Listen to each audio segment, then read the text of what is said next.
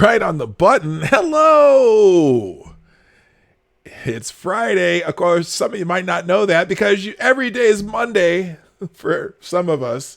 Well, some of you, I've still been working every day. I mean, like every day. Anyway, hi, everybody. It is Friday. Happy Friday. And today we're going to talk a little bit about the media. Everyone's favorite topic. But it's all concerning the coronapocalypse and the country of origin that shall not be named or shall be covered for at all cost by our media. I can't tell you how annoyed. I still have that cough. I can't tell you how annoyed I've been with the media. Just so much bullshit, so little time. And we'll be back to that in a minute, but it's time for the intro. Ladies and gentlemen, coming to you live from the Lucky Dog Studio in a hidden location somewhere in the upper Midwest of the United States of America, it's a brother making his own way, but with all the wrong opinions. Welcome to the Morning Night Live with your host, yours truly, P. Dog Night.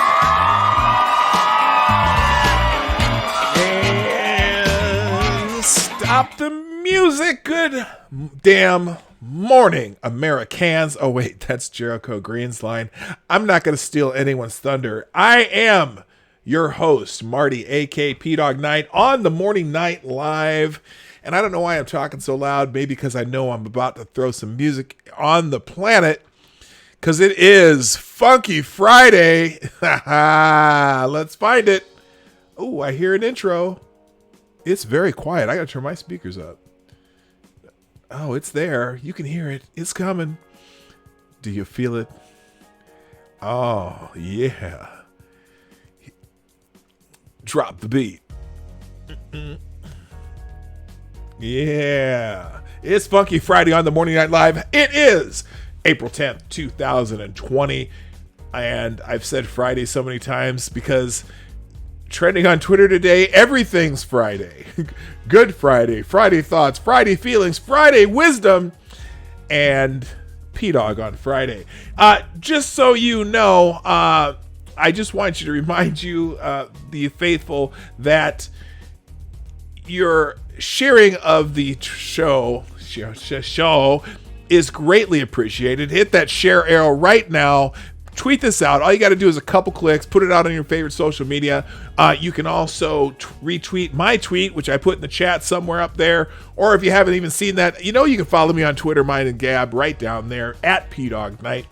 And we do super chats through the Streamlabs link, which is in the description down below. It'll show up in the chat every once in a while. It's the PAWGnight.live website where if you do that, go look at some of the options as far as some of the notifications, because some of them are entertaining. Some of you have taken advantage of the special notifications I put for certain dollar amounts that have no correlation to the dollar amount. I should probably, I should need to come up with one for a $69 one, because, anyway, there's some good ones on there. Some of them are kind of funny, and I had a fun time making them. So if you do that super chat thing, entertain yourself a little bit too, but also do not, in this time of tension and trouble, put yourself in any jeopardy. I'm doing okay. I've been working at least one of my jobs, the regular. The other one's been really light. But hey, don't put yourself in jeopardy. I appreciate that. And I'm trying to keep up with the chat a little more just because I know that things are tight for people. So before we get started, let's say good morning to everybody. I'm going to do that early today too, because I got a lot to get to. Grillin' Pirate Pete and Maniac Man were here before I was. So I'm going to give them both a bell. There's one for Grillin' Pirate Pete. And I got one for Maniac Man. You were having quite the conversation. In fact, just for those of you who hadn't scrolled up yet, I'm going to just listen before I say hi to everybody else. Pirate Pete's been on a roll this morning. Now he says, on the brighter side of things, there shouldn't be, I got to turn my headphones down here. On the brighter side of things, there shouldn't be any stories about teachers having sex with their students now that everyone is homeschooled. There's a really bad joke in there, but I'm not going to tell it. Oh, the hell? Oh my gosh, this is just... There we go. Okay, I know there's something there. Also, Pete says, does anyone know if we can take showers yet, or are we still just washing our hands? Oh, another one. Let's see. Pete also says, fart when people hug you makes them feel stronger. And finally, now, you think it's bad now? In 20 years, our country will be run by homeschooled kids that were taught by day drinkers. Yes, there we go. All right. Anyway, all right. Also, good morning to Gunfox61, Richo, my friend from down under, Green Badger Outdoors, Rolling Bear. Nice to see you. I hope you're having a good day. I bet you're still kind of busy. I know the truck people are busy. Mike Savage, Chi-Town J, Hate Camel, what's up, my brother? Let's see. Duck Dog, Tyler F, TC Ball, Jay Wolf, how you doing? WR Costin, what's happening? I said Jay Wolf already, and I think I got everybody. Oh, and Patrice Ripley, hey, I hope you're doing well, my friend. I've been worried about you. I haven't seen you around. I hope you're doing okay. And then also people who are just rolling in slowly. I think putting the setting it up the night before does wonders. It seems like a lot more people are getting notices. People are being able to stroll into the chat a little earlier. So I'm going to keep doing that, and that hopefully that'll make it easier for you all. All right. Well, so yesterday, did I leave this? I hope I left this up.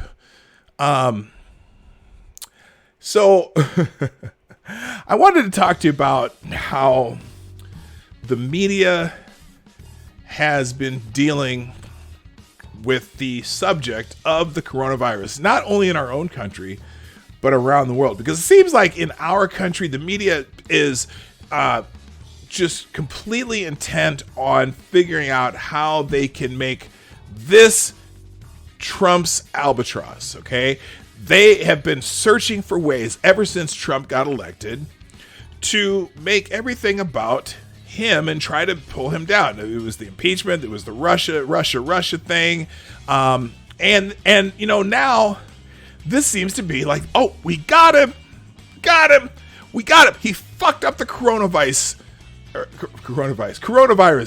response.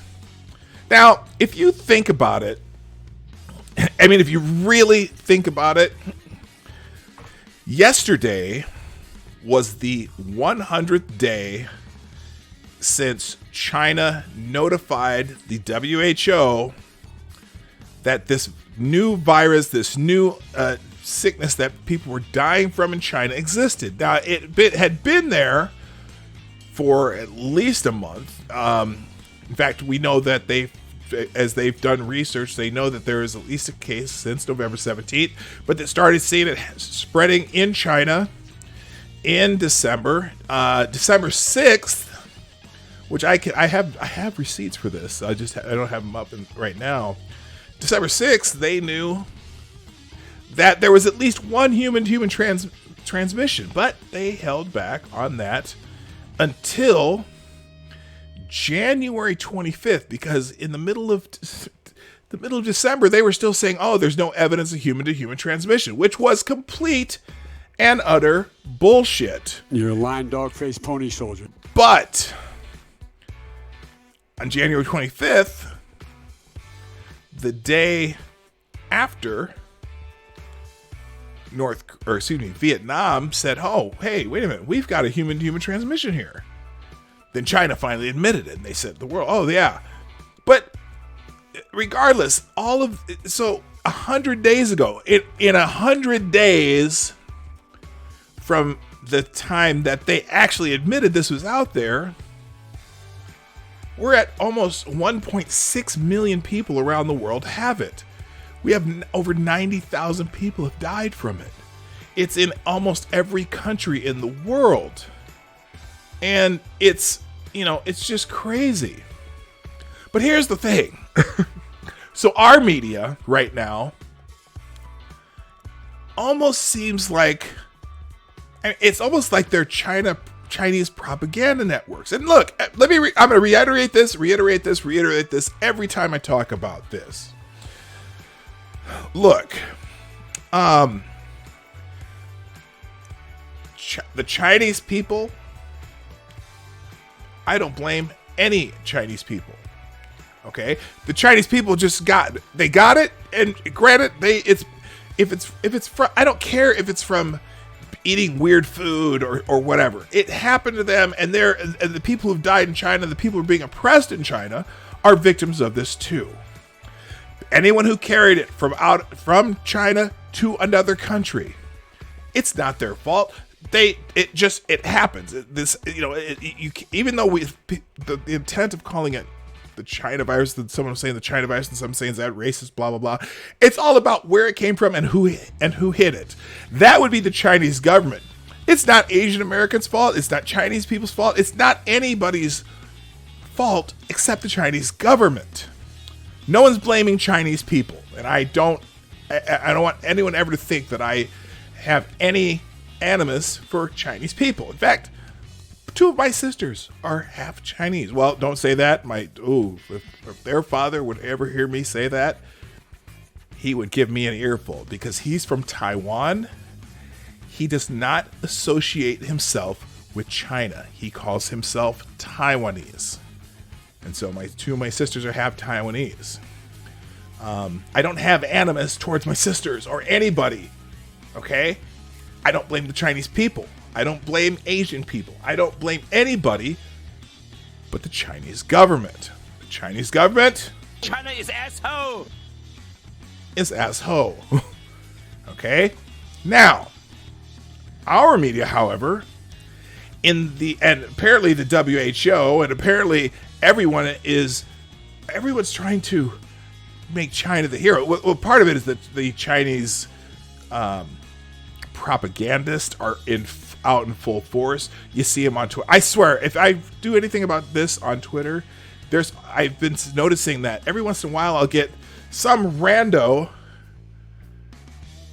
telling me why this is, the Americans blew it and the Chinese have it under control, or some shit like that.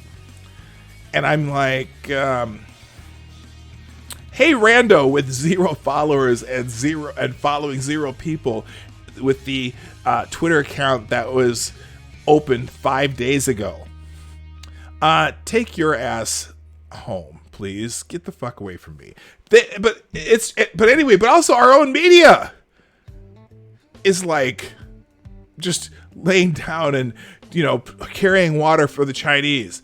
The latest article was from thank you, Cryptic. I'll get to that in one moment.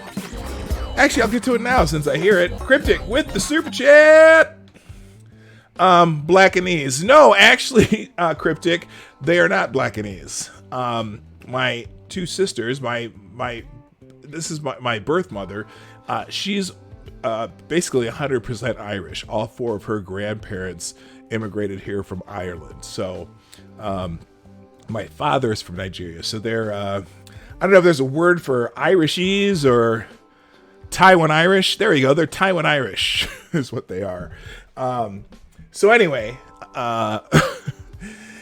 yeah, the old, so anyway, our newspapers, our media, they're so intent on damaging Trump that they're starting to carry water for the Chinese.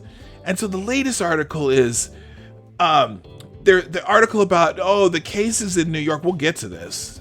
Don't worry about it. But the big thing now is, and it was in the New York Times yesterday, and it was in the Hill today, majority of coronavirus cases in New York City originated in Europe, was the headline.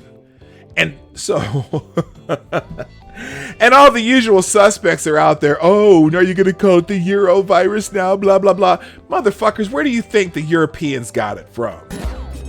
You assholes. Cryptic with another super chat. Thank you, sir. Caucasian, as in C-O-C-K Asian. Dude, you're talking about my sisters. Come on, dude. No, thank you very much for the super chat. That was fantastic. All right. By the way, good morning, Maddie. Good morning, Mr. Scott. Good morning, DI Freighter Watcher, Kessler, and Advocatus Diabli. I see a bunch of people coming in as we speak, or as I speak, so to speak. I am so happy that you are here. So anyway, but the reason, as I was trying to figure out, okay, what am I going to talk about today in the show?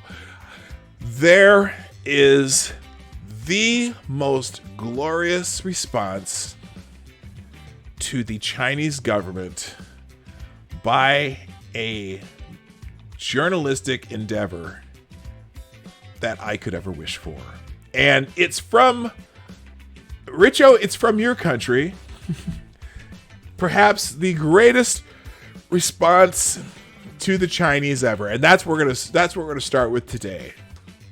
And this is from the Daily Telegraph out of Australia, and I am going to read the entire thing because it is glorious.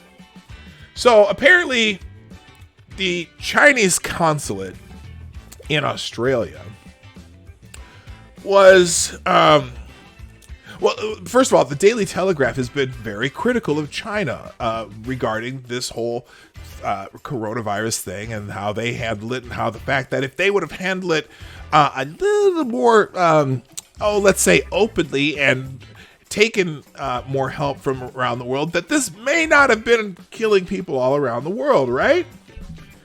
No, not. This is not a video. This is just a. I'm gonna go right through the article here. Wait, who's late and gay now? Boomer? What? Okay, I'm missing something. Good morning. Hi, Midnight Exile, by the way. Anyway, so the Daily. Okay, so here it is. The Daily Telegraph this week received a letter from the Australian Consulate General of the People's Republic of China, who took gentle issue with our excellent coverage of the coronavirus crisis. Following is a point-by-point response to the Consulate General and China's communist dictatorship. The Chinese. I will tell you who was speaking at the time, and we're going to go. The Chinese say, this is the letter from the Consulate General of the Chinese Communist Dictatorship. Quote, recently, the Daily Telegraph has published a number of reports and opinions about China's response to COVID-19 that are full of ignorance, prejudice, and arrogance. The Telegraph responds, if a state-owned newspaper in China received this kind of complaint, subsequent days would involve journalists waking up in prison with their organs harvested. Just to say, right from the beginning, they're not fucking around. And they published this, by the way. The Chinese government continues. Tracing the origin of the virus is a scientific issue that requires professional, science-based assessment. The Telegraph responds, sure it is. How professional and science-based was the claim published on March 12th by China's Foreign Ministry spokesman Zhao Lijian that it might be U.S. Army who brought the epidemic to Wuhan.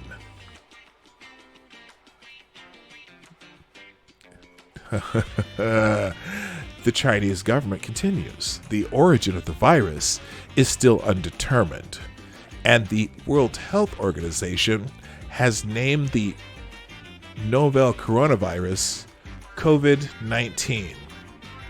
The Daily Telegraph responds, the World Health Organization also appointed Zimbabwean murderer Robert Mugabe as its goodwill ambassador and declared on March 2nd that the stigma of the coronavirus is more dangerous than the virus itself.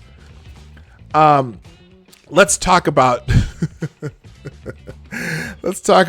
the WHO's greatest hit right here. Here's what they're talking about. Believe it or not, and I forgot about this, here's the BBC report. WHO cancels Robert Mugabe Goodwill Ambassador role. The World Health Organization has revoked the appointment of Zimbabwe's Robert Mugabe as a Goodwill Ambassador following a widespread outcry. The World fucking Health Organization thought that a good choice for their Goodwill Ambassador was Robert Mugabe. Robert Mugabe. Wow. Oh, Lord. The Chinese government continued. Oh, by the way, the Telegraph also says the World Health Organization does a lot of stupid stuff. Yeah, they were saying that the virus... Oh, and yeah, here's the other one. They had said at one point that the virus... Or excuse me, the stigma from the virus was more dangerous than the virus itself. Well, I don't think the stigma from the virus has killed 1,621,771 people yet. Oh, excuse me. That didn't kill it. That's how many people have it. It's killed almost 100,000 people so far. So I'm pretty sure the stigma from the virus maybe gave someone a slight stomach ache or a queasy feeling at best. But I'm thinking that the virus is far more deadly. Continuing, the Chinese continue. So what is the real motive behind your attempt to repeatedly link the virus to China, and even stating that the novel coronavirus was, quote, made in China?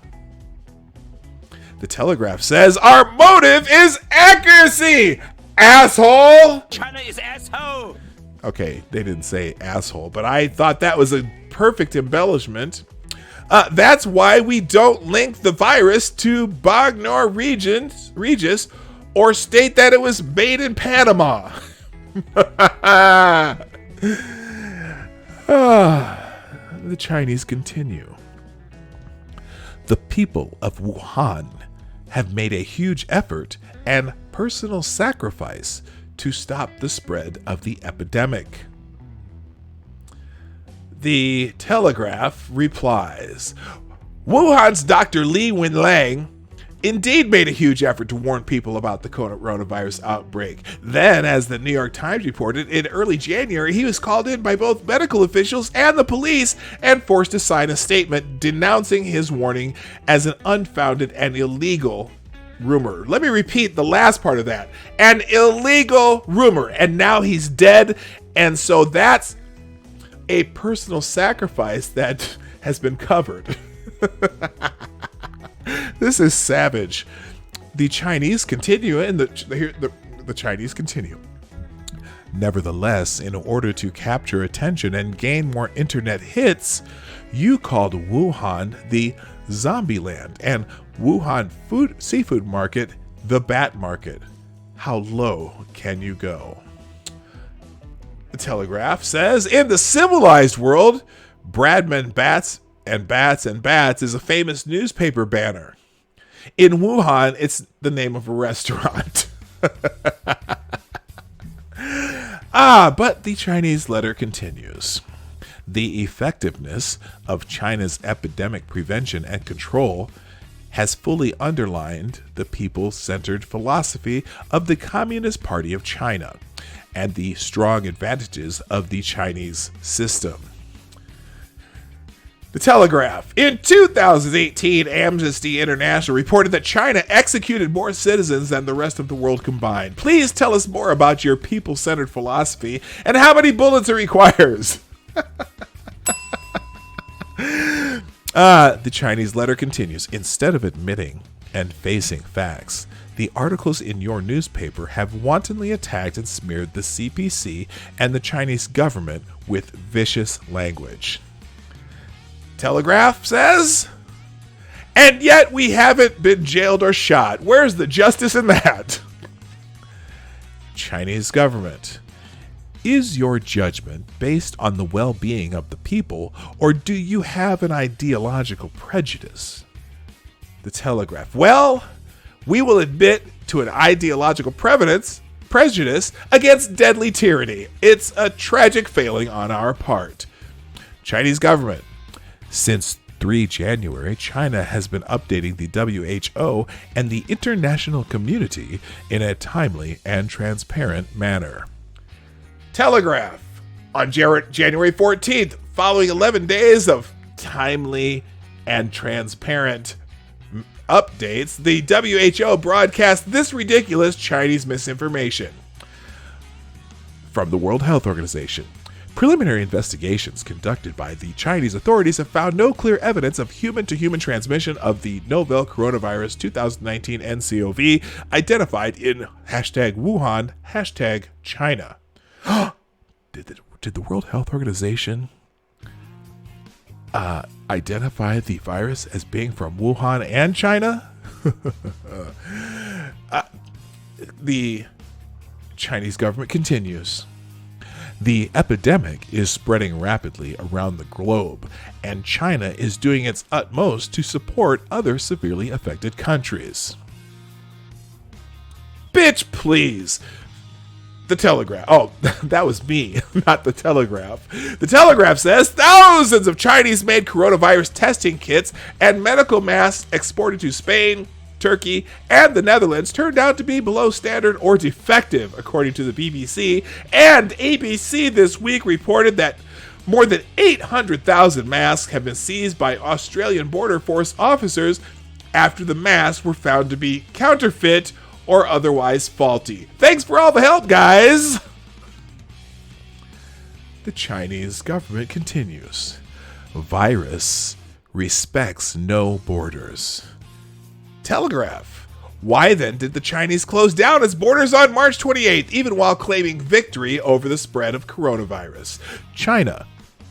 You have repeatedly questioned the WHO's positive assessment of China's epidemic prevention and control, but surely you know that the WHO is the most authoritative international organization in global public health, with more than 190 members, including Australia. The Telegraph. Keep an eye on that number, sunshine. Chinese authorities, in disregard of the authoritative information provided by China and the WHO's professional opinions, you instead quoted several so-called strategic analysts. Were you aware that the institution where these people work have been exposed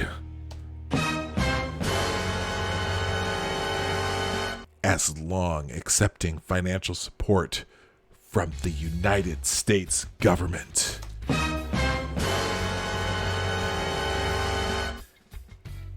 The Telegraph. The U.S. last year contributed nearly $900 million to the sacred WHO. Your point, sir? The Chinese continue. Your recent coverage on the epidemic in China are exaggerated, full of irresponsible rumors, and highly politicized. The Telegraph. Oh, naughty us. Please send an official Dr. Li Winlang unfounded and illegal rumor denunciation statement so we can sign it and be on our way. Oh, and a reader asked them, yeah, please tell me this response was actually sent back to them. Even better, they published a double-page 6-7 spread in Saturday's Daily Telegraph. So they did not only did they just not answer the letter, they answered it in a big effing way. So that is fantastic. Probably the greatest letter in the history of letters. I don't know why it's not here. I'm going to refresh this. There we go. I'm going to put this in the chat just in case you want to save that for in case you want to save it for later. There you go. There's a copy of it. Now that's how you answer China. Is it the big old heave ho? You know what I mean? And to the letter writer of China, I'm sorry that if that hurt.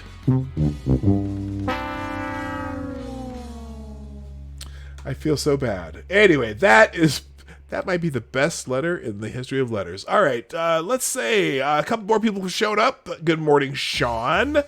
Good morning, MC. What's up? Hammer time.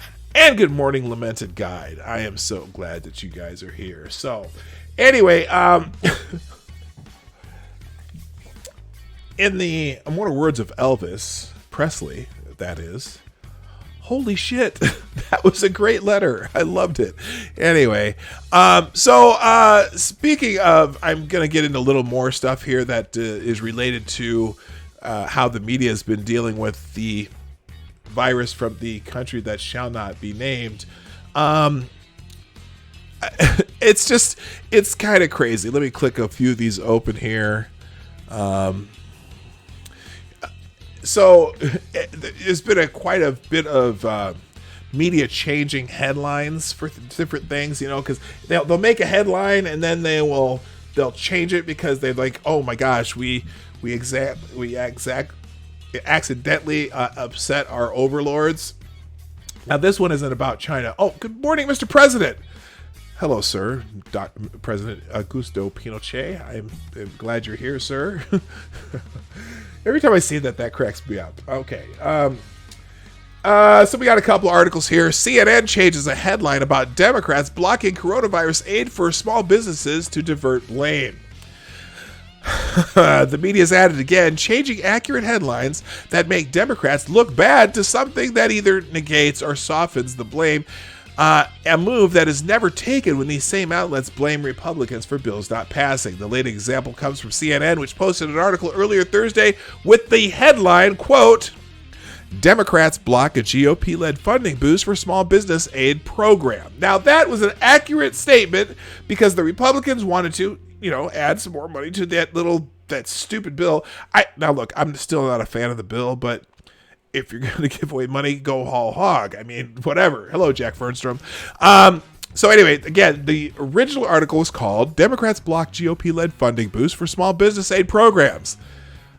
Somebody from the DNC must have called CNN because, CNN is the political arm of the journalistic arm of the DNC, along with MSNBC, ABC, NBC, CBS, the New York Times, the Wall Street Journal, and them too, the Washington Post, the Seattle Times, I could go on for the rest of the day.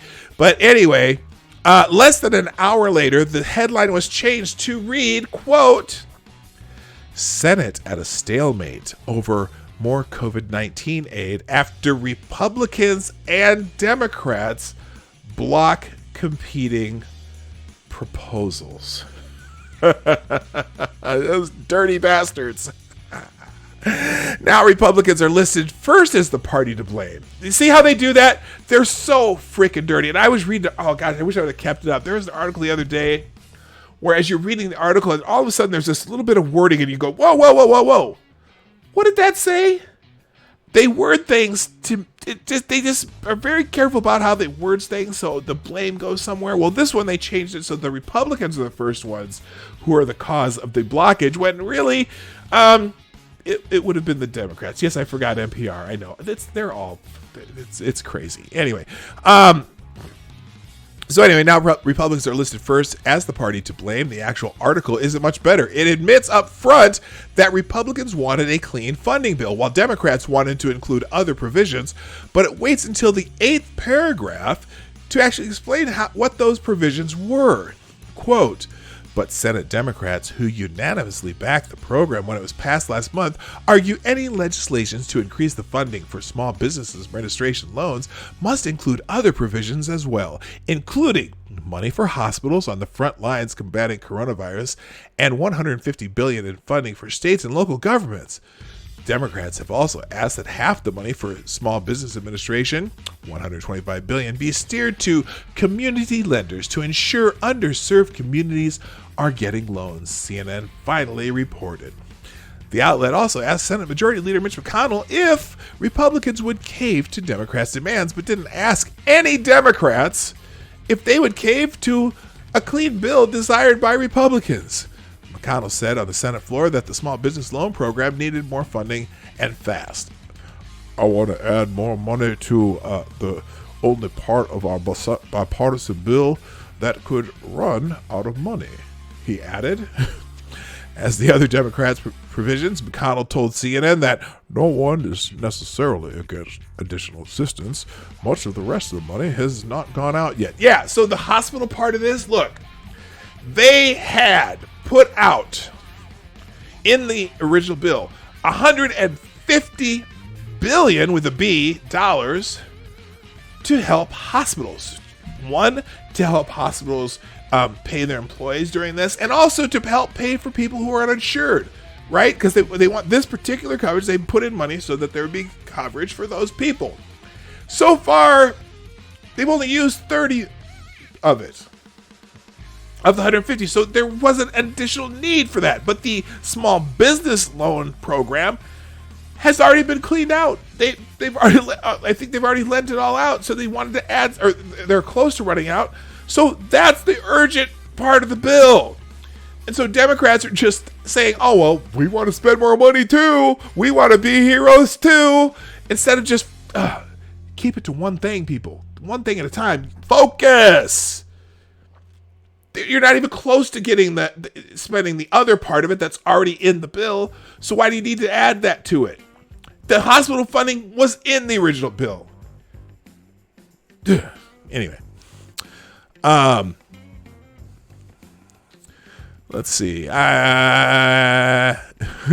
the headline changed from CNN is reminiscent of the last time Democrats blocked a coronavirus relief bill. The New York Times initially placed the blame on Democrats before changing the headline to Democrats blocked action on stimulus plan seeking workers' protections. Then they switched it, which added the vague qualifier that is not provided to Republicans when they block bills for legitimate concerns. Anyway, so that's that one. I've got more. I know I do. Just a reminder, the Morning Night Live is brought to you by viewers like you. Support the show with your donations and have your super chats read live on the show. The link is in the chat. It's also in the description down below. Or you can just go to PAWG.live in a separate window, and you can participate in that. Also, make sure if you like what we do, hit the thumbs up. You got 40-some people here and only 19 thumbs up so far. 43 now. And what's the other thing? Share. Sharing is caring. Hit that arrow. Retweet my tweet, do something like that, and we'll be rocking right along. Good morning, Reason Vision, by the way. I see you popped into the show. I'm glad you're here. You might have been here a while. Nice to see you here live. By the way, if you are watching this show as the repeat of the show on YouTube, please leave a comment in the comment section so that I know you're here, and I certainly will try to acknowledge everyone who does comments in the comment section too. So I do appreciate a lot. There's a couple people that watch all the time on the replay because they can't be here live, and I appreciate that too. So there you go. Oh, good morning, Jen T. What's happening? All right, what else I got here? I had another one open here. Let's see. Oh, this is just more on that bill. Here's the New York. Now, the New York Post editorial on this is pretty brutal, and it's basically in the same vein. But Democrats opt for blackmail over small business money, and the media covers for them as usual. Nothing new, right? Is that anything new? Anyway, what a deal for Democrats. They get to hold the economy for ransom, and the media blithely covers for them. On Thursday, Senate Democrats nixed a simple but urgent request to boost cash in the emergency small business loan program Congress set up this month from $350 billion to $600 billion. Treasury Secretary Steve Mnuchin requested the cash because funds are running low just weeks after the program launched. Small businesses are taking advantage of this. And you know what? It's funny because the media in the press briefings every day keep asking Trump about this, saying, "Oh, there's having trouble doing these loans, blah blah blah blah blah." Well, yeah, there is. Obviously, they've been successful at getting the loans out because they're already running out of money. But also, whenever you have a surge of anything like this, from someone who has experience in lending, if I have 25 loan files on my desk, it's hard to process that many loan files. Okay, it's going out like they intended it to. All right. Anyway, even though I'm not a fan of this, I'm reminded. But you know what?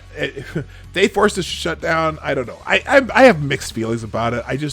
I don't like the future impact of this. I don't like the inflation it's going to cause because they're printing money out of what? What? They're printing money out. Wait a minute. Hold it.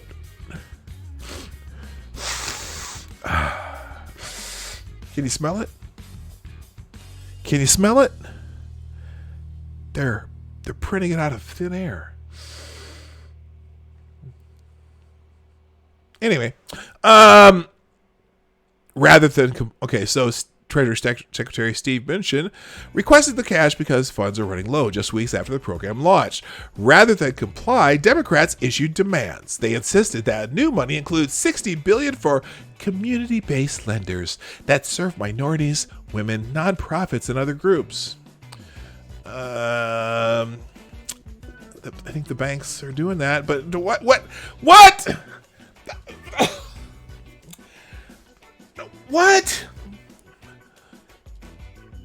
The loans are for anyone who has a small business. Anyway, and the bill had to okay an immediate $250 billion for cities, states, hospitals, food stamps, and other needs. So, they had a wish list, but they can have a separate bill for the wish list.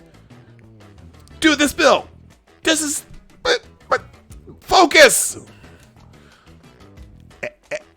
Now, listen to this. Okay, listen. And I know you hate it when I do this, but I have to. Quote, everything is an opportunity, explained House Speaker Nancy Pelosi. Democrats, she said, will use talks over more loan funds as a way to address disparities in America.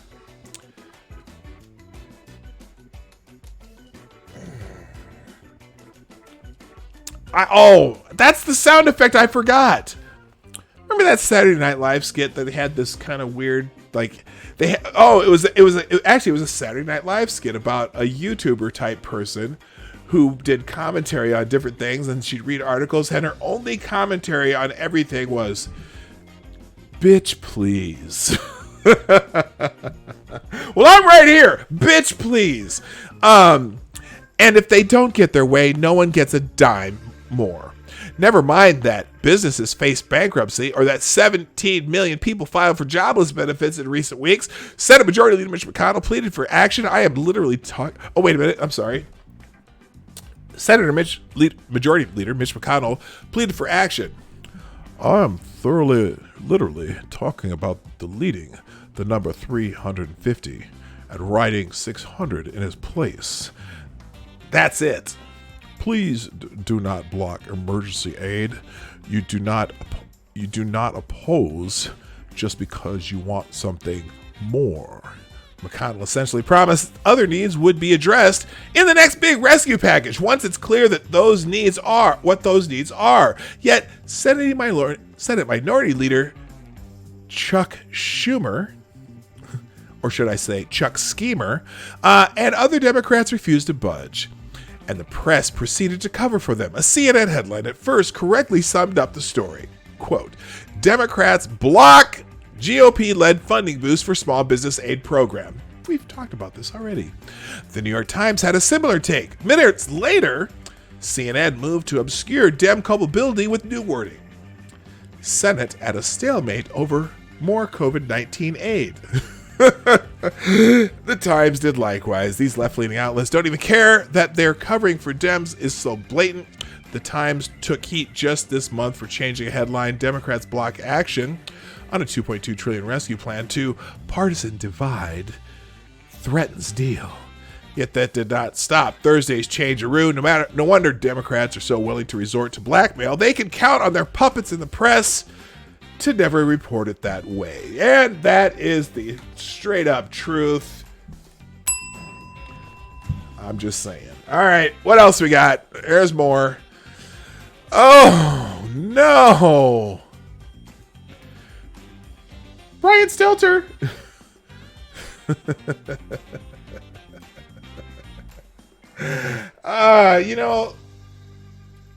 I have mixed feelings about Mark Dice, but that is one of the funniest things he does when he redoes Brian Stelter on those little videos and whatnot. George Costanza suggests network air Trump's coronavirus briefings on delay for fact-checking. Well, CNN hasn't been running them at all, although they did go back to it yesterday because nobody's watching CNN during them if they don't. If you're going to watch the press briefings of the president, the daily coronavirus task force press briefings, watch them on the White House, the White House feed. Don't use any of the networks. Don't use CNN or Fox or MSNBC.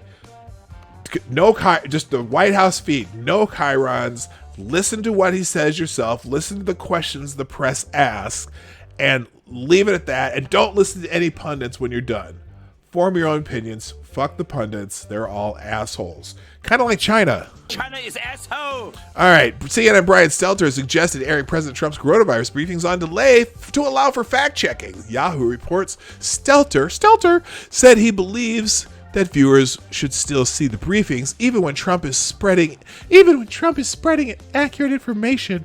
He argues that networks can contend with the president's bogus information if they put the briefings on a delay and fact check them for viewers. Trump has broken the news system because he's found a way to go out there, get attention, say a lot of things that are untrue and confuse the public. He added that he understood that the fact checks he proposes might come across as adversarial. Oh, you think?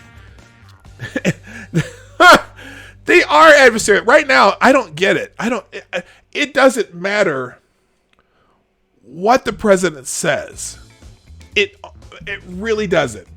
He can say the sky is blue, and the ass wipes on CNN with their Washington Post guests in the studio will say, well, actually, the sky is azure.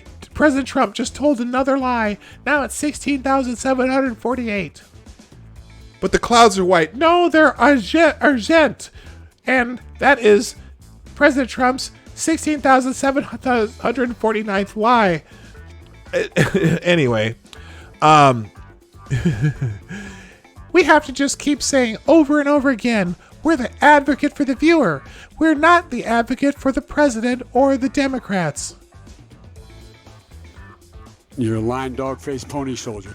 And we just want to get as close to the truth as possible every day while knowing we're not always going to get it perfect. That's why your highest paid employee at CNN is named Nicholas Sandmann. Anyway, Stelter said he is pestered by trolls on social media who note that he and other journalists used to criticize the White House's refusal to hold daily press briefings, but Stelter says that what he wants is frequent and accurate briefings, not ones full of misinformation or disinformation. When there are falsehoods and ludicrous statements made at briefings, Stelter said, we've got to call that out. Yeah, whatever, Brian. You dumbass. Anyway, all right, let's see what else I got here. I'm on a roll. Comcast business dealing in China might influence Chinese coronavirus coverage. Oh, you think? Husky Lipid Sulfur Networks air Oh, they did. Oh, that was he suggested that. Okay, I already did that one. Oh, listen to this. So there is this, there is a British scientific journal called Nature. I'm sure some of you have heard of it. I'm assuming some of you have heard of it. Well, scientific journal Nature apologizes for erroneously, quote, end quote, associating this particular coronavirus with China. Somebody made a phone call. Apparently, maybe a consulate called the Nature. The British scientific journal Nature apologized for stoking racism. Connecting the COVID-19 outbreak to China, where the virus originated, you assholes! Sorry, I can't help myself sometimes. Nature published an editorial on Tuesday apologizing for making the association against guidelines made by the World Health Organization for reporting on diseases. Okay, hey, World Health Organization. Where did we have the first major outbreak of the disease? Oh my God, it might have been China is asshole. By naming the disease simply COVID-19, the WHO was implicitly sending a reminder for those who had erroneously been associated. This is what they said, by the way. This is what they said. This is Nature magazine. Quote, was implicitly sending a reminder to those who had erroneously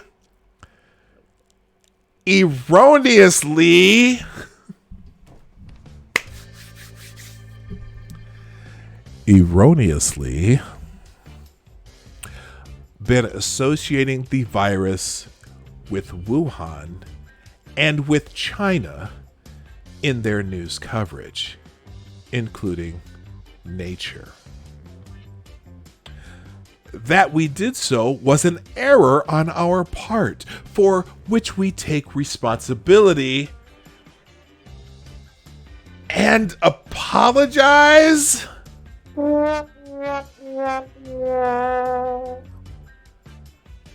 Nature wrote.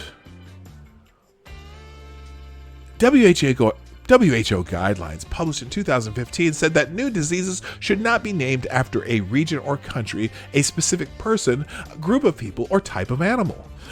Why, are you going to offend the animals too? We can't call it bat flu even? Motherfuckers, you all are tough. That's tough. The UN Health Agency listed examples to be avoided, such as Middle East Respiratory Syndrome, or MERS, which they still call it MERS. And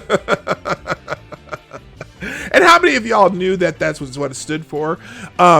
Chagas disease and swine flu. Wow. They called it swine flu just a few years ago. Some people even called it avian flu or bird flu or whatever. Fucking A. History tells us that pandemics lead to communities being stigmatized, which is why we all need to exercise more care. Nature continued. Failing to do so has consequences. It's clear that since the outbreak was first reported, people of Asian descent around the world have been subjected to racist attacks with untold human costs. For example, on their health and livelihoods. Well, I got a feeling, ooh, that China's gonna lose some business. That China's gonna lose some business. That China's gonna lose some business. You think? Holy shit. And you know what? Again, disclaimer again. Hello, big chief fuzzy beard. What's happening? Here's my other disclaimer. Hey, don't blame the Asian people of Asian descent, Chinese people, the people of China. Don't blame anyone who may look like they might be Asian. Okay? It ain't their fault. No need to stigmatize them. The asshole in whatever in New York City who beat up the guy that may have looked Chinese, fuck that guy. FTG to that asshole. Okay? I'm trying to think here. Racist attacks. I'm trying to figure out where all these racist attacks are, other than that one that everyone was talking about for one day. Haven't seen him. Whatever. Okay? I bought Chinese food yesterday from my friend up the street who owns a Chinese restaurant. Okay? Okay? I'm not... don't be an asshole to Chinese people. But the Chinese government... China is asshole! U.S. intelligence officials say Chinese authorities are misreporting the impact of the coronavirus and that its numbers of whoa. Oh, here it is. Here we go. Here. Of course, I skipped a paragraph by accident, but this paragraph is very important.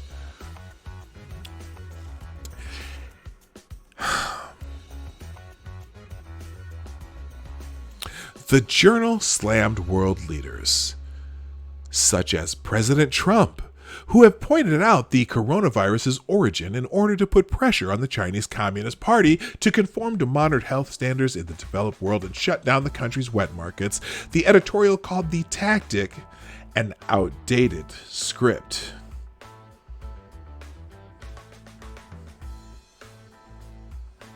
How dare you! U.S. intelligence officials say Chinese authorities are misreporting the impact of the coronavirus and that its number of infections and deaths from the pathogen are much higher than what the CCP has claimed. And weeks after the first case of COVID-19 was diagnosed in Wuhan, China, Chinese officials acted slowly and focused more on snuffing out the news of the virus than stopping the spread of the pathogen itself. Ding! A global backlash is mounting against China, even as countries focus on slowing the spread of the coronavirus inside their borders. Japan has set aside the equivalent of $2 billion to pay companies to move their manufacturing plants out of China.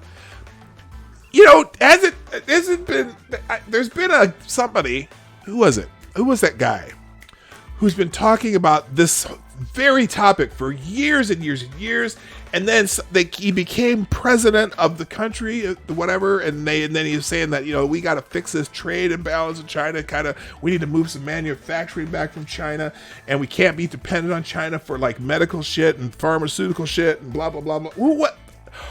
Oh yeah, he's here in the article. What was his name again? The journal slammed world leaders names such as President Trump. Yes! Yes! Him! Now, Trump may be a jackass, but he's the right jackass for this situation, I think. He's the jackass we need right now as far as this kind of shit's concerned. We'll get to... I have another topic about that anyway. The global backlash. Okay, we already said that. The United States Senator Tom Cotton and Representative Mike Gallagher are pushing legislation that would pressure pharmaceutical companies to source ingredients and medicines from outside of China if they want their product covered under federal programs such as Medicaid.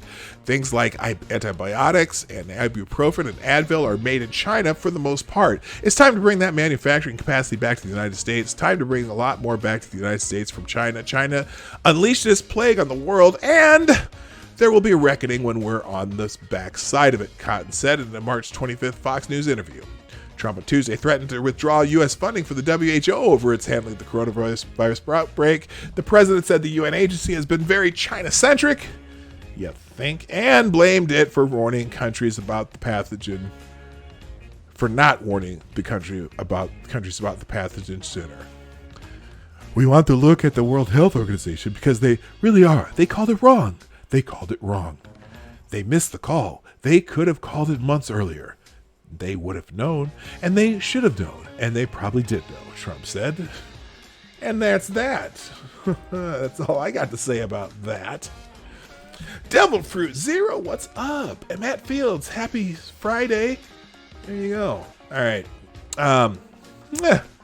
We got the crowd in here today. Hey, if you like what we're doing, thumbs up. Hit it. And if you're new here, I don't know if there's anyone new here, but if you are new here, make sure you subscribe and hit the bell when it pops up so that you get notifications, and follow me on Twitter or Minds or Gab, whatever that is. I don't even know if anyone uses Gab, but I put the notification out there. I don't use Gab. I pretty much just for notifications. So anyway, but I'm on there, and you know how it works. All right. Let's see here. First of all, let me do this real quick, because I'm gonna thank you, Devil Fruit Zero. Oh, that's my thing here. Who at Twitter? Let's see. What are you replying to here?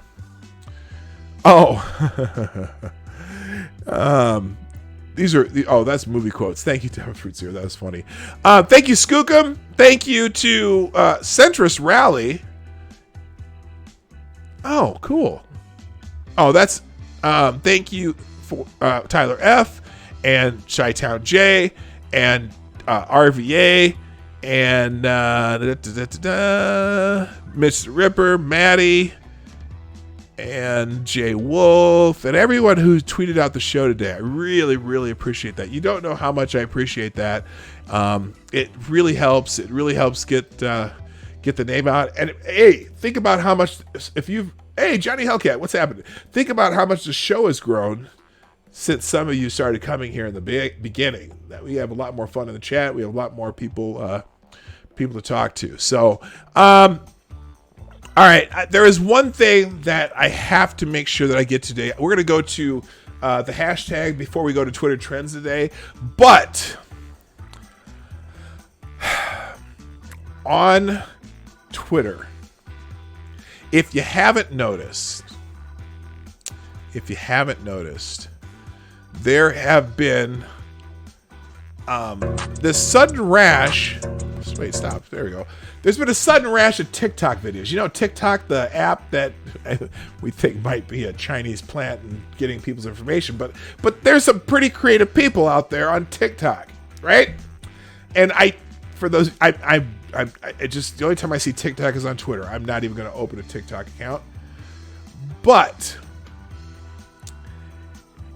on TikTok, I have found the single greatest TikTok video in the history of TikTok videos, and I loathe to say this, but there may never be another TikTok video ever with the quality and the impact that this particular video has. It is perhaps the finest TikTok video ever, and probably will stay that way for a very long time. It'll be, in fact, here's what I'm going to compare it to. I'm going to compare this TikTok video to Babe Ruth's home run record. It is going to last and last and last. Maybe sometime in the very far out future, somebody will make a better TikTok video, but I'm telling you, this is the finest quality TikTok video ever. And I want to show it to you now. By the way, it's something about that tiger guy. Now, I haven't really paid attention to the tiger guy. I've been hearing, like, I don't want whatever that show is with the tiger guy. You know, the weird, whatever he's called, and Carol Baskin and all that. It's a reference to that. It's very and it's very timely news. It's very I don't know. I don't know what the timely. Timely is probably the best word. Okay. All right. Here we go. This is perhaps, again, the finest TikTok video ever made. Yes, Joe Exotic. Yeah, that guy, the tiger guy. I don't watch that shit. But anyway, Tiger King. Yes, Joe Exotic, the Tiger King. Good morning to the gayest person on YouTube, by the way. Tiger guy. Greatest TikTok. Okay, ready? Here we go. Play it now. Here goes. Carol Baskin killed her husband, whacked him. Can't convince me that it didn't happen. Fed them to tigers, they snacking. What's happening? Carol Baskin. Yes! Yes! That is so fucking awesome! That is the greatest. It's bringing a tear to my eye. I just can't. I am. Oh my gosh! One more time for the yes. Carol Baskin killed her husband, whacked him. Can't convince me that it didn't happen. Fed them to tigers, they snacking. What's happening? Oh yeah, Carol Baskin, motherfucker. I am. Oh yes, Joe Exotic, preach. Preach. I just had to share that. I'm so excited about that video. I've been sharing that all morning. It's fantastic. There you go. Carol Baskin. Did you hear the words? Was it too?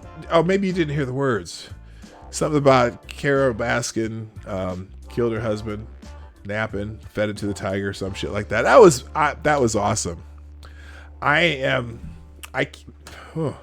Every time I see it, I am, you got that feeling down there right now, don't you? I know you do. All right, let's get to the hashtag because there's a few things on here that I have missed. Now, one of the ones that I passed up the other day, and I have to show this to you. It was from Grill and Pirate Pete, and let me see if I can find it real quick because I can't believe I missed this one. But it is. What the hell is it? It was, what day was this from? Oh, this is a great story. And I'm only going to read the headline because, just because the headline's probably the best part of the story. Okay. Cops who arrested Stormy Daniels are part of an even bigger bust.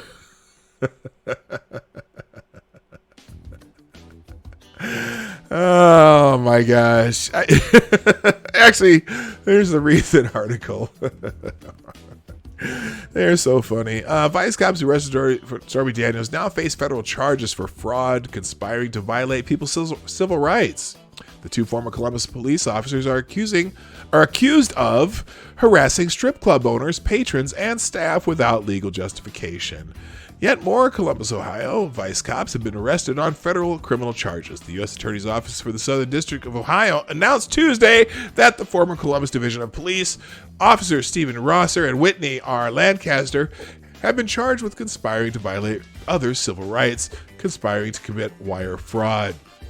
The indictment charges that the two former law enforcement officers abused their badges and deprived individuals of their constitutional rights, said U.S. Attorney David M. Villers. They made their appearance in court, and they're going to be in trouble. And they're the ones. These are the same people who arrested Stormy Daniels and two siren workers that night on illegitimate charges. The cases against all three were quickly dismissed. A whistleblower within the CPD outed the officers as having lied about being at Sirens that night as part of a prostitution and human trafficking investigation. And the city had to pay a total of $500,000 to settle lawsuits from Daniels and two other women. Thank you, Johnny Hellcat, for the super chat on the Streamlabs link for the $3.99. We got which was that? Was that Sergeant Schultz? Was that the Sergeant Schultz? I didn't look over. I'm pretty sure. I'm going to replay it here. Let's hear it is. Yes. I see nothing. I see nothing. Thank you, Johnny Hellcat. If you have that feeling, Johnny says, I blame the quarantine. Okay, I gotcha. That was the greatest TikTok video of all time. Okay, TikTok's only been around about a year, but that was the greatest TikTok video of all time. I might show that one every day for the next week.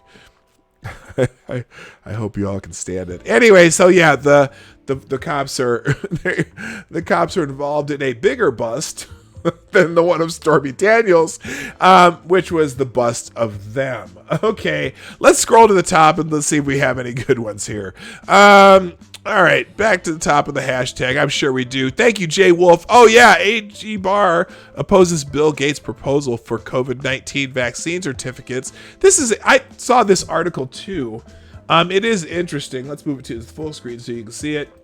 Attorney General William Barr came out in opposition to a proposal floated by Bill Gates for people to eventually gain certificates for being vaccinated against the CCP virus. Okay, they're calling it the Chinese Communist Party virus.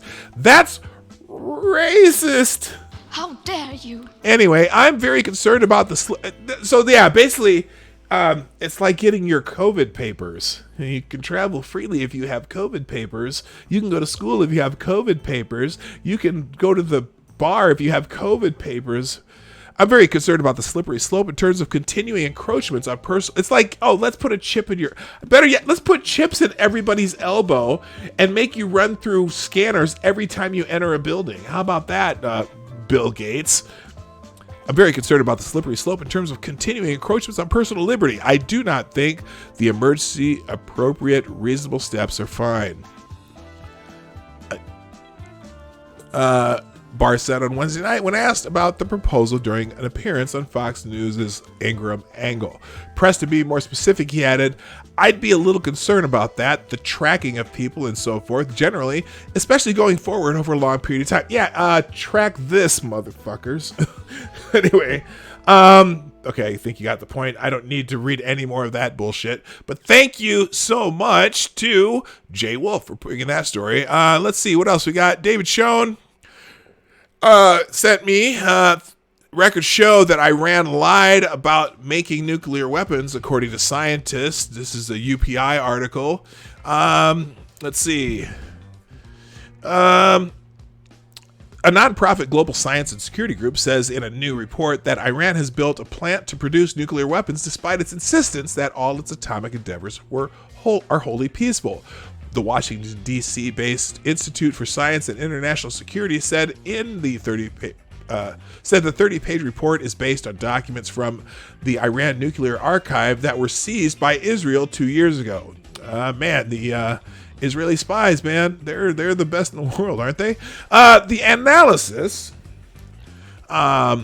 posted Wednesday said Tehran has clearly been dishonest with the International Atomic Energy Agency, which relies on the government cooperation and on-site inspections. Iran should declare this site to the International Atomic Energy Agency and allow its inspection, since the facility was designed and built to handle nuclear materials subject to safeguards under Iran's Comprehensive Safeguards Agreement, wrote scientists David Albright, Sarah Birkeland, and Frank Pabian. The report says Iran created the Shahid Mahalati uranium metals workshop near Tehran to research and develop uranium metallurgy related to building nuclear weapons, particularly components for weapons-grade uranium, a key explosive material in the Iranian nuclear weapons core. So, okay. Is anybody shocked by this at all? Knock me over with a feather, right? Thank you so much, David Schoen. Pirate Pete, this is a good one. And this is probably as true as could be.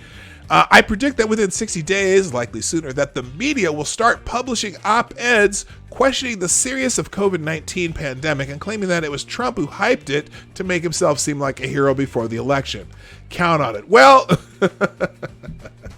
on that note, did anyone see Chris Hayes' tweet the other day, where he floated a theory, even though he dismissed it in the same tweet, that, I wonder if those numbers were being inflated for possible deaths so Trump could say he's a hero.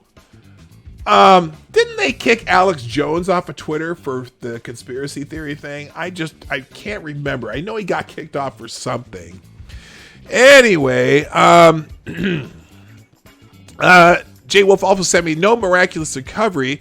I found this article interesting too, just because people have been talking about the hydroxychloroquine. I think we might have read this yesterday, but the point of this article is that when they've been using hydroxychloroquine for the very most sick patients, they haven't been getting results. And so the gist of the article is they're saying that maybe people who are just getting the disease, the COVID-19, they may be getting different results, but that, just giving it to people who are the most sick, that didn't really seem to help anybody. So, again, they need to keep testing that. All right. Anyway, let's see. Death certificates being falsified. Ask your doc. What? Okay. This is also from Jay Wolf. Death certificates. Okay. Dr. Andy Bukacek. Oh, I don't know. Well, I'm going to have to watch this one later. 17 minutes long. But something about death certificates being falsified. Ask your doctor. Film your hospital. Death certificates are being falsified to support global terrorism. Unbelievable to most TV heads. Got 9/11? This defaulted. Okay. I'm going to have to watch that one later. I'm going to put it. I am going to. Here, let's see. Is there a way to share this? I will share. Well, I'm gonna watch it before I share it even. But thank you again, Jay Wolf. And then finally, moonshine. Hell no, officer. We're making hand sanitizer. All right, that's cool. All right, and let's see. Moonbase. This is what I wanted to do. Thank you, Shiagrath. If you're here, you might be lurking in the background for all I know. NASA unveils plan for Artemis Base Camp on the moon beyond 2024. Now, if you know our friend Scribe Light over at Lords of the Night, he may be pretty damn excited about this one. Moonbase. NASA forging ahead with its Artemis program to land humans on the moon by 2024, but the agency has also just offered its first plan for what a U.S. lunar presence may look like after that milestone. The new plan comes from a 13-page report submitted on April 2nd to the National Space Council, an advisory group to President Donald Trump, chaired by Vice President Mike Pence.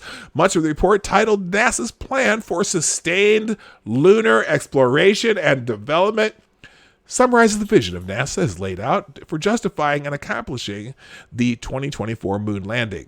But the report also looks farther out to focus on what long-term presence on the moon and in lunar orbit would permit the U.S. to accomplish. After 20 years of continuously living in low Earth orbit, we're now ready for the next great challenge of space exploration, the development of a sustained presence on and around the moon. NASA Administrator Jim Bridenstine said in a statement released with the report, "For years to come, Artemis will serve as our North Star as we continue to work toward even greater exploration of the moon, where we will demonstrate key elements needed for the first human mission to Mars." So, Space Force! All right, we need a 4K moonwalk videos at minimum. Yeah, I'm just saying, I it seems weird, but that'd be kind of cool. So here they got the they can't blow this up. Anyway, so yeah, they're looking at having an Artemis base camp. Whoa, what the hell's that on my screen? There's some booty on my screen. All right, let's get into Twitter trends so we can get out of here real quick. Oh, I got another notification. All right, so is it a China bot? Look at that, 2 followers. It's following 2 people, followed by 1. Here's a response. Okay, look, this is an example of the China bots you get whenever you start talking about China. All right. So here's what I responded to. This guy said, "We can say the obvious. The WHO failed us and parroted China's cover-up." China's. I sound like, who do I sound like? Anyway, China's cover-up and lies until it was too late, including covering up the human-to-human transmission despite Taiwan informing it. The U.S. administration wants to use that as an excuse for its own failings. Also note of that, if the WHO had done its job properly, we might have avoided the whole pandemic. It's a colossal failure. If the U.S. government had done its job properly, we might have been more like Taiwan. Their schools have been open since February, and they only had 5 deaths. Failure all around. Now, why would you compare the United States to Taiwan? Taiwan is an island that the Chinese believe is part of China. I don't want to even talk about that dispute. But why the fuck would you compare Taiwan to China? China knows what's going on, and China is in charge of Taiwan, the island off of China. Taiwan probably knew about this before January 31st. Taiwan probably knew there was human-to-human transmission because they're part of China. But China did not tell the world about human-to-human transmission until January 25th. China is asshole. Now, I said, Taiwan? Really? Perhaps a more apples-to-apple comparison would be the EU, or even a grouping of 4 to 5 countries in the EU instead of an island extension of China. Combine France, Spain, Germany, Italy, Switzerland, and then get back to us. Now, the reason I said that, because I've been looking at this chart a whole lot lately. Because I want to do a video talking to my German friend who was talking about how great Germany had been doing controlling this, right? Well, here's the chart. I know it's hard to see up here, but it shows when you sort this by total cases, the United States with 468,895 is number 1. Okay. Of course, we've done 2,376,977 tests. We've done more tests than anybody else, more than twice of anybody. Well, except for Germany. Germany's done a lot of tests too. But if you look at the European Union, looky here. Spain is in the European Union. Italy is in the European Union. Germany is in the European Union. France is in the European Union. Belgium is in the European Union. Switzerland is in the European Union. The Netherlands is in the European Union. Portugal is in the European Union. You add those cases up, and they dwarf what we have. Now that, population-wise, per capita, makes more sense of a comparison. Now, but let's look over here on this side, way over here. You can see my cursor moving over here. So it's looking here. Okay, so total cases, number of deaths. We're at 16,000. Spain's at 15,000. Spain is almost caught up to us in deaths, with about 1/3 of the number of cases just in Spain alone. Italy still has more deaths than us. And now they had a week longer. Okay, then if you add up all these European companies, there are at least 4 or 5 times more deaths in the European Union than in the United States. Now, so then I go, well, is this because of who tests the most? So let's sort it by testing. We're number 1 in testing. Number 2 is Germany. Now, that's interesting because when you sort it that way, our test per population is about 7,000. Theirs is about 15,000. But look at the deaths per million in population. 50 in the United States, 31 in Germany. Not that far off when you go back to total cases and you look at, well, is it testing that determines how well you've done with this? Well, apparently not, because if you look at Spain, and if you do tests per 1 million in population, we're just over 7,000, 50 deaths per million. Spain is about 7,500, pretty close to the number testing, 339 deaths per million. 6 times, almost 7 times as many deaths. Germany does a lot of testing. They only have 31 cases per deaths per million. They test about 15,000 per million. But Italy tests 14,000 per million, and they have 302 deaths per million. So it doesn't seem like testing is the factor that determines whether or not you're being successful with this. So, but comparing us to Taiwan makes no fucking sense. But the reply I got from George Lin, the Chinese bot, let me see, how long has George Lin been on? Okay, joined July 2019. He's been on here for a while.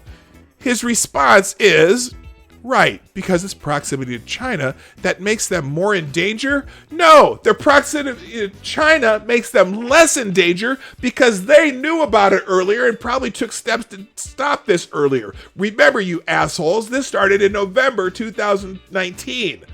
Okay? It didn't start for us, our first case was the end of January, and we only had 5 cases by mid-February that we knew of, because you assholes didn't say there was human-to-human transmission. So you guys got to spread it all over the world. But hey, Taiwan's part of China, remember? So you had a chance to tell them, or at least take some mitigating steps to not have people die in Taiwan. So don't tell you're more in danger, shithead. And then, also Taiwan has a population of 23 million, 1/14 of the U.S., with a land area that's also approximately 271st of the U.S.'s. Even so, we compare them to New York State. That might make more sense to you. Still weird, though. Okay, well, I don't know if that person is being a devil advocate or what, but it's not a good comparison at all. Period. You can't even compare it to New York State. Okay? Because let's talk about how many people travel from China and from Europe, because now they're saying, oh, well, most of the cases in New York City are from Europe. Well, think about how many people in the world travel to New York City every year from all over the world, particularly China and Europe. Are there any Fashion Week? Someone said something about Fashion Week, right? Anyway. Let's go into Twitter trends so I can get out of here. Oh, and on the top of the chart is coronavirus. Global death toll approaches 100,000. A grim milestone. The total number of global cases has surpassed 1.5 million, including more than 97,000 fatalities, and 365,000 patients are reported to have recovered. Get the latest updates from the world. Cases in the U.S. tops 466,000. Yeah, it does. But when you look at per capita total cases, well, let's see. We have the most cases. Let's go cases per 1 million in population. Let's sort it so that high to low. We're way down here. The bigger countries that have a higher per capita that you would know Austria, European Union. Portugal, European Union. France, European Union. Montserrat, European Union. Italy, European Union. Belgium, European Union. Switzerland, European Union. Spain, European Union. Luxembourg, European Union. Vatican City, well, that doesn't, whatever, that's a tiny little place. Yeah. And China, who doesn't give us numbers, is way down there somewhere because they stopped reporting.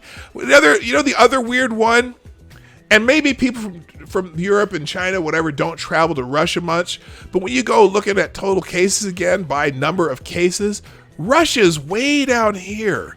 Maybe it hasn't started peaking there too. You just never know because, like when it started here, we didn't have a lot of cases, and then, 30, 40 days later, or 50, we're into 50 days, yes, then we had a bunch of cases. So some of these places may not get it because there's not as much travel to and from other places. But I know lots of people travel to New York City from all over the world. Might be the most popular destination in the United States, at least to travel through. I remember when I flew to Nigeria, did I go through New York? No, I went through Amsterdam, never mind. But whatever. So yeah, we have the most cases. We've also done twice as many tests as the next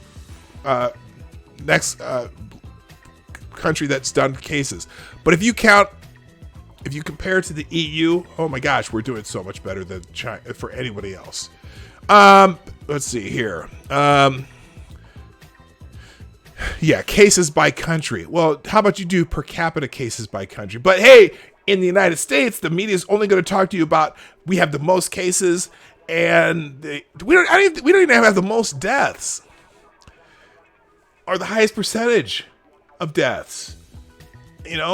But ABC News, U.S. deaths toll nears 15,000. We have reached the peak, Spain Prime Minister said. New York may be reaching its peak in the outbreak, according to Dr. Fauci. Pandemic drives sub-Saharan Africa towards first recession in 25 years. That's from yesterday. All right, moving on. Enough of the coronavirus. I talk about it all day. Top trends in Twitter today. Oh, what happened there? Let's go here. A couple clicks. Give me a moment. Wait a minute. What happened? Did they not? What the hell did they do here? It looks like, let me try it the other way here. Let's go back over here because they took out okay, here's the ranked Twitter trends. All right, here's ranked Twitter trending for today. We'll do a few of these and then it's time to go. Good Friday is trending. How countries are celebrating Good Friday during the pandemic. Let's see what the top ones are. Jake Tapper. Well, thank you, Jake Tapper, for all who observe. I hope you have a peaceful and blessed Good Friday. Thank you, Jake Tapper. Isaiah Washington of what show is he on that he's getting famous on? Grey's Anatomy. He used to be on Grey's Anatomy. It's Good Friday, y'all. Please be safe out there. Your loved ones love and need you. Yes, there you go. Oh, educating liberals. DJT 41020. Good Friday. I don't know what that means. Happy and blessed Good Friday, everyone, from George Papadopoulos. Oh, I see. That's I don't know. Just another evidence. You know absolutely nothing. Okay, Donald Trump said something. So someone's okay. What is he saying? Happy Good Friday to all. Just another evidence. You know absolutely nothing about Christianity. There's nothing happy about Good Friday. Wait for Easter Sunday. Whatever. If you are a Christian, I would think that the idea that God sacrificed his sons for your sins would be something that would be powerful and pleasing. Not pleasing, but it'd be powerful to you. So it's not the worst thing to say. Happy Good Friday. It's just something to say. Okay, let's not get all pedantic and shit. All right, holy shit. That's if you follow Christianity. If you don't, then disregard. Anyway, Good Friday. Enough of that. It's Good Friday. If you didn't know it was Good Friday, then you may not be into that. Happy Good Friday. Happy Good Friday is trending because Donald Trump said it. Happy Good Friday for our. See, this guy. Happy Good Friday. For our sake he died, and it is finished. Happy Good Friday. Someone else says, he's not the only one. I bet there's a lot of people saying Happy Good Friday. Oh, my, whatever that name is. Jesus said, it is finished. He completed the work. He paid the sacrifice on our behalf. No other payment is needed other than giving our lives to him. Happy Good Friday. Someone else said Happy Good Friday. So it's not just Donald Trump. Happy Good Friday. One day feels just like the next, but we still celebrate the sacrifice Jesus made that we may live today. I haven't decided where to go for Easter though. Okay, so yeah, whatever. There's always an opportunity to shit on the president, and you know, people take it whatever they can, whatever. They're assholes. Anyway, all right, moving on. National Siblings Day. I gotta call my sisters and my brothers and by the way, if you didn't know this already, I have 9 brothers and sisters. Now, I grew up with one. May she rest in peace. My sister Jocelyn passed away a few years ago. But then when I discovered my family in Nigeria and California, when I discovered both my birth parents, my birth mother has 2 other daughters, and two of my sisters, and then my father has 6 other children. So I had 3 brothers and 3 sisters there, which made it. That's 9. That was 9. Oh, and there's one more. But anyway, so yeah, I have 10 brothers and sisters that I didn't grow up with, but I do now, so I should probably call my siblings today. It's National Sibling Day. Extra virtual love is going out to family this National Siblings Day. I'm not going to click it because it's just people saying hi to their brothers and sisters. It's also Good Friday 2020. We've done that one. Friday motivation. All right, I'm going to go back based on what you guys say. Friday thoughts or Friday motivation? You decide, put it in the chat. I'll figure out what it is. Trump burial pits. Yes. These are Trump burial pits because they're apparently they're digging these graves in New York. Okay. This is unbelievably sad. It's 2020 and this is happening in the United States of America. As Americans are dying of COVID-19 and being buried in mass graves, Trump is arguing with reporters and bragging about TV ratings. This is Donald Trump's legacy. Fuck off, okay? It's very sad. And you know what? Donald Trump doesn't have to be a part of every one of your, the problems in your life and our life. These are, oh my God. It really is annoying. Blaming Trump for this. New York City mayor confirms they are now burying many COVID-19 corpses in mass graves on Hart Island. Today alone, there were at least 40 coffins. The bodies are wrapped in body bags and placed in pine boxes with their names scrawled on top. Sources the New York Post, and then they're calling them the Trump burial pits. Go fuck yourself. Whoever thought of this, go fuck yourself. Okay? Why would this be the president of the United States' fault? Look around the fucking world, people. Go look at this chart and tell me who's doing great on this. And think about this. Here's the total deaths, 97,185. How many of those would have been saved if... I'm going to leave it at that. It's just amazing. So never mind. Is every president or leader of every country in the world to blame for what's happening in their country regarding this virus, this disease that is brought from a virus? It's just derangement syndrome at its finest. The revival is trending. Apparently some fans react to the Revival's release from WWE. I don't even know what that is. It's some WWE event. Breaking, effective today, April 10th, 2020, WWE and the Revival have agreed on their immediate release from WWE. Oh, are they a wrestling tag team? We wish them all the best in their future endeavors. Scott Dawson and Dash Wilder have been released from the WWE. Okay. Don't even know what that means. I haven't followed WWE in a while.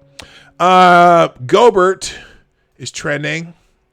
Somebody in baseball. Donovan Mitchell reportedly is reluctant to fix his relationship with Rudy Gobert. It doesn't appear salvageable. These are the guys who had the guys from the Utah Jazz who both had the first coronavirus cases in the NBA. There's not the only ones. And apparently they are not in good terms anymore. Hello, Dr. No. What's happening? You know what? You never have to be sorry for being late. You can always watch it on replay if you want, or if you're not, that's cool too. But I can be entertaining at times, and I had a couple good rants today, so there you go. Okay, I don't care about that so much. Let's not you. I do care about you, Dr. No, but that Gobert thing, I don't care. Happy Easter. It's coming in a couple days. Tampa Bay, Tom Brady's company, filed a trademark for Tampa Bay. As you know, Tom Brady, the future Hall of Fame quarterback for the New England Patriots, has now been traded to the Tampa Bay Buccaneers, and he filed a trademark for Tampa Bay. Tom Brady's company has filed for 2 trademark applications, Tampa Bay and Tampa Brady. He intends to use the phrases on clothing and other merchandise. Filing first uncovered by Josh Gerben. Well, you know what? Good for him. Hey, you better do it before somebody else does. Brady's agent, Thomas C. Titans? No. Tom's Angeles Chargers? No. Miami Tomphins? No. Tampa Bay? Snaps fingers. That's where I'm going, baby, because that's the best. That's the best pun of the day. Okay, today is Good Friday. We'll skip Christian Dior Denim Flow. I don't care. Hard Island, that's where they're doing the unclaimed victims of the coronavirus. They're going to bury them there. That's very sad. Unclaimed victims. That's just that's bad. Unclaimed victims of the coronavirus could be buried on New York's Hart Islands, officials say. So we saw that. It's a New York Post article also. I don't want to hear the CNN spin on it. Eric and Sarah are trending. Whoever Eric and Sarah are, let's find out. Am I the only one who thought Eric and Sarah was trending because of my favorite movie, The Crow? That could be. Militant atheist here. I still respect tradition. It's insanely disrespectful to bring bagels to a house for Sita. Eric and Sarah are assholes here. Okay, here's the story. Okay. Am I the asshole for kicking my brother and his wife out of a holiday dinner after they brought food that they know we don't allow? Hey guys, I hope everyone stays. Okay, all right, you can look this up. Okay. They brought some, yes, if you ask them to stay traditional and they don't in your house, you can do whatever you want. I don't know.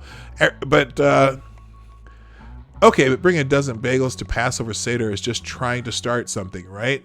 It might be. I don't know. I don't know the relationship with their brother and sister, and I'm not even going to read this anymore because I don't care.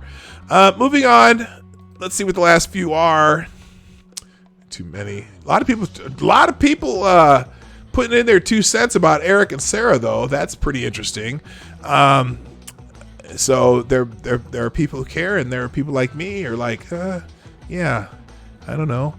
John 19:13 is the verse in the Bible talking about. Okay, here it is. John 19:30. They're just a couple of verses in the Bible regarding about Jesus dying. He said, "It is finished," and bowing his head, he gave up his spirit. Luke 23:46 also says, "Then Jesus called out in a loud voice, 'Father, into your hands I commit my spirit.'" John 4:34, Jesus explained, "My food is to do the will of him who sent me and to finish his work." So just their Bible verses regarding Good Friday. Finally, Drea is trending, which isn't that is that Draymond Green? No, this is some singer that I don't care about, so I'm going to skip that too. Let's see what the last ones are. Hello. Great Friday. I'll skip and bound to. Why is Great Friday trending? Is it something Donald Trump said? No. Oh, it just says make it a great Friday, Tigers. All right. Do we want? We're going to finish with either a Friday motivation or a Friday thought. And since you all didn't decide, I'm going to go with the thoughts. We'll finish with Friday thoughts on the Twitter trends. Ms. Krasenstein, either Brian Krasenstein or his uglier twin brother, tweeting under the name of one of their wives, says, Donald Trump says that this was unpredictable. I'm old enough to remember when Obama and Biden not only predicted this, but warned that it would happen when it did. Yeah, okay, don't give a fuck what they predicted. I just don't. Okay, I just don't care what they predicted. What else is on Friday Thoughts? Good Friday is only good because of God alone. Jesus' sinless life and death served as an all-sufficient payment for sin. This Easter, behold the Lamb of God who was slain for you. Trust in him for the forgiveness of sin and eternal life. Friday Thoughts. Dr. Victoria Dooley, who is a family medicine expert physician, says, out of fucks to give today, if anyone wants to let me borrow a few, drop them here. Thanks. That's her Friday Thoughts. And I will not call her a Friday Thought. Oh, the Krasensteins! Again, Brian Krasenstein, or his uglier twin brother, tweeting under the name of one of their wives, says, breaking, U.S. Airlines are asking for a $50 billion bailout. Trump simply says, it is what it is. Meanwhile, it would cost just $55 million, 1,000 times less. Oh, billion.